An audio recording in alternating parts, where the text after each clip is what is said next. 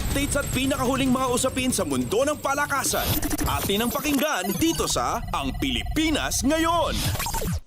Nakapasok sa finals ng 2024 PBA D-League Aspirants Cup pagkatapos gulatin ng Centro Escolar University ang Marinerong Pilipino San Beda 78-56 panalo sa larong ginanap sa Inaris Sports Center sa Pasig City. Dumiretso sa 21 puntos na abante ang Scorpions sa halftime ng kanilang do-or-die Game 3 semifinal series at hindi na nakabangon pa ang reigning NCAA champions na San Beda. Dahil sa panalo, makakatapat ng CEU ang kampyon ng UAAP na De La Salle University sa Best of 3 D-League Finals na magsisimula sa Lunes.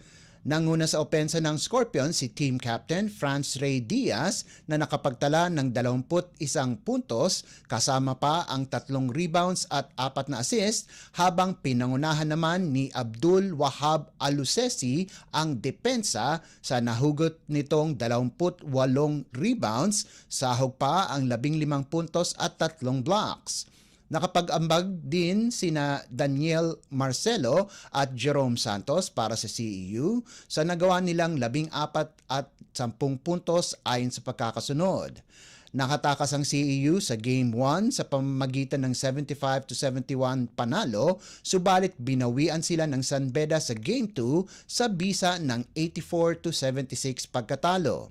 Sina Jomel Puno at Brian Sahonia lamang ang nakagawa ng double digits para sa Red Lions kung saan nakagawa sila ng 23 at 12 puntos ayon sa pagkakasunod.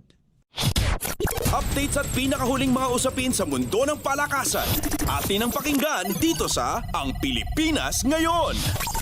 Lumapit sa finals ang Choco Mucho pagkatapos nilang dominahin ang Cherry Tigo 25-20, 25-19 at 25-23 sa 2024 Premier Volleyball League o PVL All-Filipino Semifinals na ginanap sa PhilSports Arena sa Pasig City.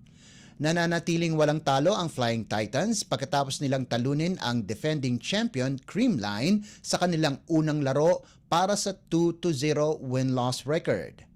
Pinangunahan ni reigning All-Filipino Most Valuable Player o MVP Cici Rondina ang opensa ng Choco Mucho sa nagawa nitong 18 puntos habang nakapag-ambag si Royce Tubino ng 17 puntos at nakuha din ang Best Player of the Game Award. Si Thang Ponce naman ang nanguna sa depensa ng Flying Titans sa nagawa nitong 25 digs at 11 receptions. Samantala, nakakuha ng defending champions ang Creamline Cool Smashers ng panalo pagkatapos talunin ang Petrogas sa pahirapang 27-25, 23-25, 27-25 at 26-24 panalo. Si Gemma Galanza ang naging bayani para sa Creamline kung saan nakarehistro ito ng triple-double sa nagawa nitong 23 puntos galing sa 2 blocks at 1 ace habang nagtala din ng 16 na digs at 14 na receptions. Nagpakita din ng gilas si 3-time PVL Most Valuable Player Tots Carlos para sa Cool Smashers pagkatapos ang kanyang pagbabalik galing sa tryout sa Korean V-League o KOVO. Sinuportahan ni Carlos si Galanza sa opensa sa nagawa nitong 21 markers. Susunod na makakalaban ng Creamline ay ang Crossovers habang magtatapat naman ang Flying Titans at Petrogas. Updates at pinakahuling mga usapin sa mundo ng palakasan. Atin ang pakinggan dito sa Ang Pilipinas Ngayon. Ilang tulog na lang at magiging Pilipino na si San Miguel import Benny Boatwright Jr. dahil gumugulong na ang naturalization process nito para maging miyembro ng Gilas Pilipinas. Ito ay pagkatapos na formal na inihain ng chairman ng Samahang Basketball ng Pilipinas o SBP at Senador Sani Angara ang Senate Bill No. 2646 na magbibigay daan para sa Filipino citizenship ni Boatwright.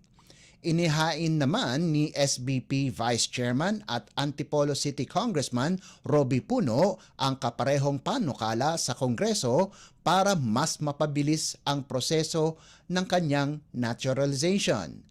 Ayon kay Senador Angara, malaking tulong ang may aambag ni Boatwright sa Gilas Pilipinas para makapagsabayan sa international tournaments kagaya ng Asian Games, World Cup at posible din sa Olympics. Una nang nagkasundo si SBP President Al Panlilio at Boatwright at sinabi nitong pasok sa sistema ng Gilas ang kakayahan ni Boatwright. Updates at pinakahuling mga usapin sa mundo ng palakasan. Atin ang pakinggan dito sa Ang Pilipinas Ngayon. At yan ang pinakahuling balita sa larangan ng palakasan. Para sa Radyo Pilipinas World Service, ito po si Leo Magpayo. Magandang araw. Updates at pinakahuling mga usapin sa mundo ng palakasan. Atin ang pakinggan dito sa Ang Pilipinas Ngayon.